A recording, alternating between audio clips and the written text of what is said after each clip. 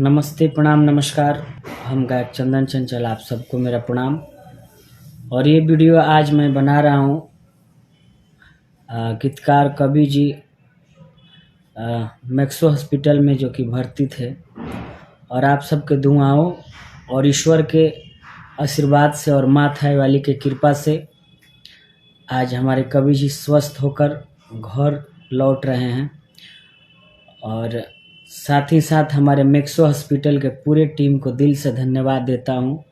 वो मेरे बड़े भैया पवन यादव, डॉक्टर विक्रम भैया, जो कि अथक प्रयास किए और समझिए कि हमारे लिए वो ईश्वर बन के आए और आज पीके आर्यन जी को स्वस्थ किए।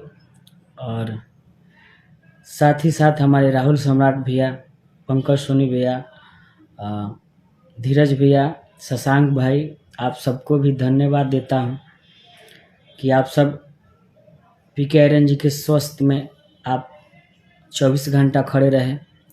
हम तो थोड़ा काम 2 दिन रहे और फिर हम अपने काम पे आए थे दिल्ली, और आज ही सूचना मिला है हमको वो स्वस्थ होकर घर जा रहे हैं। इसके लिए ये सब आप सबका दुआओं, आप सबका आशीर्वाद, आप सबको हृदय नमस्कार करता हूँ, आप सबको प्रणाम करता हूँ।